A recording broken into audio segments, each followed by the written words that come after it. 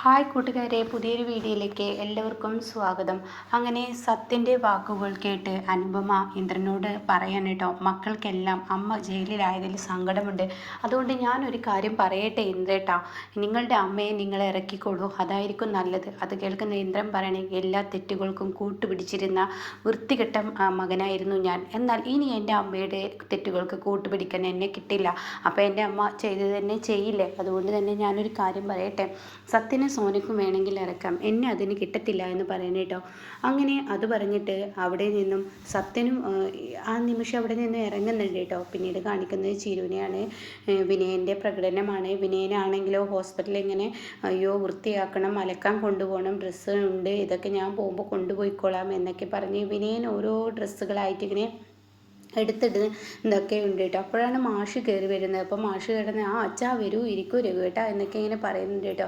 ഈ സമയം മോളെ നിനക്ക് സുഖമല്ലേ, കുഴപ്പമൊന്നുമില്ല. അപ്പോഴേക്കും വിനയൻ അതിൽ കയറി ഇടപെട്ടു കേട്ടോ. വിനയൻ പറയണേ, ഇന്നലെ രാത്രി കുഞ്ഞ് തീരെ ഉറങ്ങിയില്ല, ഞാൻ പുറത്ത് നിന്ന് കേട്ടതാണ്. അത് കേൾക്കുന്ന മാഷ് പറയണേ, വിനയ നീ പുറത്ത് നിന്ന് കുഞ്ഞുറങ്ങിയില്ല എന്ന് കരുതി നീ എന്തിനാ ഇങ്ങനെ ബുദ്ധിമുട്ടുന്നത്? നീ എന്തിനാ ഇങ്ങനെ അല്ല, ഇന്നലെ ചിരുവിന് തീരെ ഉറങ്ങാൻ പറ്റിയിട്ടില്ലെന്ന് തോന്നുന്നു എന്ന് പറയാം കേട്ടോ. അപ്പോൾ അത് കേൾക്കുന്നതിനോട് കൂടി വിനയ ഇങ്ങനെ കിടന്ന് ബുദ്ധിമുട്ടേണ്ട ആവശ്യമൊന്നും നിനക്കില്ല. നീ എന്തായാലും കുഞ്ഞുറങ്ങിയില്ലെങ്കിൽ നീ പുറത്തല്ലേ കിടക്കുന്നത്. അപ്പോൾ ഉടൻ തന്നെ അല്ല, ഞാൻ ആർക്കും ഒരു ബുദ്ധിമുട്ടുണ്ടാക്കിയിട്ടില്ലല്ലോ എന്നിങ്ങനെ മാഷിനോട് പറയുമ്പോൾ മാഷ് പറയണം, വിനയ ഇന്നലെ രാത്രി തന്നെ നീ ഉറക്കം കളഞ്ഞു, ഇനി നീ ഇവിടെ നിൽക്കണമെന്നില്ല. ഇന്നലെ പകലും ഇന്നലെ രാത്രിയും ഒക്കെ നിന്നതല്ലേ, ഇനി നീ നിൻ്റെ വീട്ടിലോട്ട് പോയിക്കോ. ഞാൻ പോയിക്കോളാം, എന്നാൽ ഞാൻ രാത്രി ആകുമ്പോൾ വരാമെന്ന് പറയാം കേട്ടോ. അത് കേൾക്കുന്നതിനോട് കൂടി ഉടൻ തന്നെ പറയണേ, എങ്ങനെയാ വെച്ചാൽ നിൻ്റെ സൗകര്യം പോലെ. അപ്പോഴേക്കും രഘു പറയണേ, എന്തിനാ ഇപ്പോൾ രാത്രി ആവുന്ന ഇങ്ങോട്ടേക്ക് വരുന്നത്, ഇവിടെ വേണ്ടവരൊക്കെ ഉണ്ട് എന്ന് പറയും കേട്ടോ. അത് കേൾക്കുന്ന വിനയം പറയണ്ട, ആരുണ്ട് എന്തുണ്ട്, രഘുവേട്ടനും ഉണ്ടായിരിക്കും എന്നായിരിക്കൂലേ, എന്നാൽ രാത്രിയിൽ ആരുടെയെങ്കിലൊക്കെ ആവശ്യം വന്നാൽ രഘുവേട്ടൻ ഉണ്ടാവില്ല. ഇന്നലെ ഇപ്പോൾ രഘുവേട്ടനെ ഇങ്ങോട്ടേക്ക് പറഞ്ഞു വിട്ടിട്ട് രഘുവേട്ടൻ ഇവിടെ ഉണ്ടായിരുന്നോ? ഇല്ലല്ലോ, ഞാൻ തന്നെയല്ലേ ഉണ്ടായിരുന്നത്. ഇന്നലെ ഹോസ്പിറ്റലിൽ ഫുള്ളായിട്ട് രഘുവേട്ടൻ്റെ വണ്ടി ഇവിടെ കിടന്നിരുന്നു, എന്നാൽ പോകുന്ന സമയത്ത് രഘുവേട്ടൻ ഇങ്ങോട്ടേക്കൊന്ന് കയറിയോ? അതും ഇല്ലല്ലോ. പിന്നെ എന്താ എന്നിങ്ങനെ ചോദിക്കുമ്പോൾ ഉടൻ തന്നെ അതെ എനിക്കറിയാം എന്ന് പറഞ്ഞ് സംസാരമാകുമ്പോഴേക്കും രഘു മിണ്ടാണ്ടിരിക്കെ, വിനയ നീ രാത്രിയാകുമ്പോൾ വന്നോളൂ, ഇപ്പം നീ എന്തായാലും ഇറങ്ങാൻ നോക്ക്, വനുമേ നിങ്ങൾക്കൊരു ഓട്ടോറിക്ഷ വിളിച്ച് തരട്ടെ. അപ്പോൾ വനുമ പറയണത് വേണ്ട. അപ്പോഴേക്കും ഇനിയും പറയുന്നത്, എന്തിനാണ് ഇങ്ങനെ ഓട്ടോ വിളിച്ച് ബുദ്ധിമുട്ടുന്നത്, ഞാനില്ല ഇവിടെ, ഞാൻ എന്തായാലും ഓട്ടോയിലാക്കി കൊടുത്തോളാം, ഞാൻ ആ വഴിയല്ലേ പോകുന്നത്, അപ്പോൾ ഞാൻ ആക്കി കൊടുത്തോളാം എന്ന് പറയും കേട്ടോ. എന്നാൽ വിനയൻ നീ ഇറങ്ങാൻ നോക്ക്. അങ്ങനെ വിനയൻ വനമ്മ നമുക്ക് പോകാമെന്നൊക്കെ പറഞ്ഞ് പോകുന്നുണ്ട് കേട്ടോ. ഇതേ സമയം വനമ്മ ഞാൻ ആർക്കും ഒരു ബുദ്ധിമുട്ട് ഇന്നലെ രാത്രി ഉണ്ടാക്കിയിട്ടില്ലല്ലോ, ഞാൻ ഇന്നലെ പുറത്ത് കിടന്നെങ്കിലും കൂടി നിങ്ങളുടെ കഥകിൽ തട്ടാനൊന്നും വന്നിട്ടില്ലല്ലോ. അപ്പോൾ ഉടൻ തന്നെ വനമ്മ പറയുന്നത്, ഇല്ലെങ്കിലും ഒരാൾ വെറുതെ ഉറക്കം കളയേണ്ട ആവശ്യമില്ല എന്ന് പറയുന്നത് കേട്ടോ. പിന്നീടാണെങ്കിലും അവരെ ഇറങ്ങുന്നു. ഇതേ സമയം ചിരി പറയണ, അച്ഛനെ ഇനിയും അയാളിലോട്ട് വിട്ടുകൊടുക്കാനാണോ അച്ഛൻ്റെ തീരുമാനം? പിന്നെ ഞാൻ എന്താ വേണ്ടു മോളെ? അപ്പോൾ രഘു പറയണം, അതേ ചിരുവിനെ ഇനിയിപ്പോൾ അയാളുടെ കൂടെ വിടാനാണോ? അച്ഛനൊന്ന് അയാളെ വിലക്കുകയാണെങ്കിൽ തീർച്ചയായും അയാൾ ഇങ്ങോട്ടേക്ക് വരില്ല. അപ്പോൾ തന്നെ ചിരു പറയണം, ഞാൻ എവിടെയാണ് വിലക്കേണ്ടത്? ഈ പറയുന്ന നിനക്ക് വേദന വന്ന് പൊളയുമ്പോൾ നിന്നെ ഹോസ്പിറ്റലിൽ എത്താൻ വിനയൻ സഹായിച്ചു. അത് കഴിഞ്ഞു ഈ പറയുന്ന നിന്നെ ഹോസ്പിറ്റലിൽ ഓപ്പറേഷത്തിന് കൊണ്ടുപോകുമ്പോൾ ആ ഭർത്താവ് അയാളുടെ ഒപ്പ് വേണമെന്ന് പറയുമ്പോൾ അവനെ ഞാൻ വിലക്കി നിൽക്കണോ? എവിടെയാണ് മോളെ ഞാൻ അയാളെ വിലക്കേണ്ടത്? എനിക്ക് തന്നെ അറിയില്ല. സാഹചര്യം കൊണ്ട് ചില മനുഷ്യൻ ക്രൂരനാണെങ്കിലും ഒരു നന്മ ചെയ്യുമെങ്കിൽ ആ നന്മ സ്വീകരിക്കുക. വിനയൻ നിൻ്റെ മകളെ രക്ഷിച്ചു, നിന്നെയും രക്ഷിച്ചു. അതുകൊണ്ട് തന്നെ ഈ അച്ഛൻ അവനെ നിർത്തേണ്ടടുത്ത് തന്നെ നിർത്തുന്നുണ്ട്. അപ്പോഴേക്കും രഘു പറയണേ, ചിരുവിനെ പേടിക്കണ്ട, അല്ല ഇനിയിപ്പോൾ അച്ഛൻ എന്നോട് പറയുമോ പ്രസവം കഴിഞ്ഞ് ഇവിടെ നിന്ന് പോകുമ്പോൾ ഇനി അവൻ്റെ വീട്ടിലോട്ട് പോയിക്കോ എന്ന് അച്ഛൻ എന്നോട് പറയുമോ? അത് കേൾക്കുന്ന രഘു പറയണേ, ഇല്ല അങ്ങനെയൊന്നും അമ്മാവൻ പറയത്തില്ല, ചിരുവിൻ്റെ സമ്മതത്തോടു കൂടി തന്നെയാണ് അമ്മാവൻ ഇനി എല്ലാ കാര്യങ്ങളും തീരുമാനിക്കുള്ളൂ. അപ്പോൾ തന്നെ മാഷ് പറയണേ, ശരിയാണ് മോളെ, നിൻ്റെ സമ്മതത്തോടു കൂടി തന്നെയാണ് എല്ലാ കാര്യങ്ങളും ഞങ്ങൾ തീരുമാനിക്കത്തുള്ളൂ. കാരണം ഇനിയിപ്പോൾ ഇവിടെ നിന്ന് പോയി കഴിഞ്ഞാൽ പഞ്ചരത്നത്തിൽ എന്ന് പറയുന്നുണ്ട് കേട്ടോ. ആ സമയം ചിരു പറയണം, എന്തായാലും എനിക്ക് എൻ്റെ അച്ഛനൊഴികെ വേറെ ആരുമില്ലെന്ന് എനിക്ക് മനസ്സിലായി. എനിക്ക് 5 പെങ്ങന്മാർ, 5 അനിയത്തിമാരെ, 5 പെങ്ങന്മാരുള്ള എനിക്ക് ഇന്നിപ്പോൾ എൻ്റെ പ്രസവത്തിൻ്റെ സമയത്ത് അമ്പിളി ചേച്ചി പോയതിന് ശേഷം പിന്നെ ആരെങ്കിലും ഒന്നും ഇങ്ങോട്ട് തിരിഞ്ഞു നോക്കി ആരും തന്നെ ഇല്ല എന്ന് എനിക്ക് മനസ്സിലായി. അത് കേൾക്കുന്ന രഘു പറയണേ, അത് ചിരുവിൻ്റെ തോന്നലാണ്, ഓരോരുത്തരുടെ സാഹചര്യമാണ്, അങ്ങനെയൊന്നും തോന്നണ്ട എന്ന് പറയുന്നു കേട്ടോ.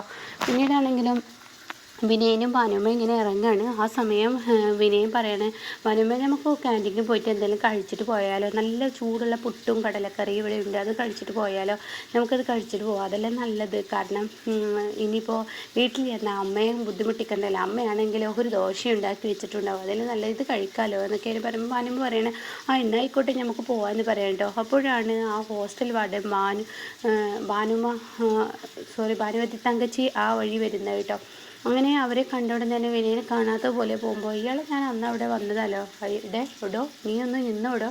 അപ്പോൾ ഞാനോ, അതെ താൻ തന്നെ, താൻ അന്ന് എൻ്റെ ഹോസ്റ്റലിലോട്ട് കയറി വന്നത് തന്നെ ഓർക്കുന്നു. അപ്പോഴേക്കും ഇവിടെ തന്നെ പറയുമ്പോൾ നിങ്ങൾ ക്യാൻറ്റീനിലോട്ട് പോയിക്കോളൂ, ഞാനങ്ങ് വരാമെന്ന് പറയാം കേട്ടോ. എന്നിട്ട് പറയണേ, നീ പിന്നെ ആ വഴി വന്നില്ലല്ലോ, ചില വായ്നോക്കികളുണ്ട് അവിടെ, എത്ര എണ്ണം താമസിക്കുന്നു, ആരാണ് അവിടെ താമസിക്കുന്നത് എന്നൊക്കെ നോക്കാൻ ചില വായ്നോക്കികൾ വരാറുണ്ട്, അക്കൂട്ടത്തിലുള്ളൊരു വായ്നോക്കിയാണോ നീ എന്ന് ചോദിക്കുമ്പോൾ, അയ്യോ ഞാൻ വന്നത് അതൊന്നല്ല, എനിക്ക് വേണ്ട പെൺകുട്ടിയെ അവിടെ ആക്കാനാണ്, പക്ഷേ ആ പെൺകുട്ടി ഹോസ്പിറ്റലിൽ ഇപ്പോൾ അഡ്മിറ്റ് ആയിരിക്കുകയാണ്, ആക്സിഡൻറ്റ് പറ്റി അവരുടെ മുത്തശ്ശിയാണ് ആ പോകുന്നത്, അതുകൊണ്ട് ഞാൻ അതിന് തന്നെയാണ് വന്നത്, ഇനിയിപ്പോൾ ഇവരുടെ കൂടെ നാട്ടിലോട്ട് പോകത്തേ ഉള്ളൂ, ആ കുട്ടീനെ ഇവിടെ നിൽക്കത്തില്ല എന്നൊക്കെ പറയുമ്പോൾ തൻ്റെ വാക്കുകൾ ഞാൻ വിശ്വസിക്കുന്നു.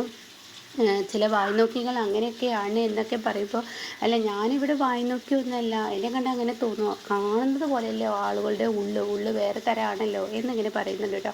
അപ്പോൾ ഈ സമയം വിനയനാണെങ്കിൽ, അയ്യോ എന്നെ അങ്ങനെയൊന്നും കിട്ടത്തില്ല, എന്തായാലും താൻ പോയിക്കോ, അല്ല മാഡത്തിൻ്റെ ആരാണ് ഇവിടെ ഉള്ളത്, എന്തിനാണ് താൻ എൻ്റെ വിത്തും പേരും അഡ്രസ്സൊക്കെ ആയിട്ട് ചെയ്യുന്നത്, മറ്റുള്ളവരുടെ കാര്യത്തിൽ വല്ലാതെ ഇങ്ങനെ കൈകാര്യം ചെയ്യുന്നതും വല്ലാതെ ഇങ്ങനെ അഭിപ്രായങ്ങൾ പറയുന്നത് നല്ലൊരു തീരുമാനമല്ല, സ്വന്തമായ കാര്യങ്ങൾ ചെയ്യാൻ നോക്കുക എന്ന് പറയുന്നത്. എന്നിട്ട് വിനയനെ പറഞ്ഞു കേൾക്കുമ്പോൾ വിനയനോട് പറയുന്നുണ്ട്, തന്നെ എന്നും എൻ്റെ മനസ്സിൽ ഈ മുഖമുണ്ടാകുമെന്ന് പറയുന്നു കേട്ടോ. ആ സമയം വിനയനൊന്നും മിണ്ടാതെ അവിടെ നിന്ന് പോവുകയാണ്.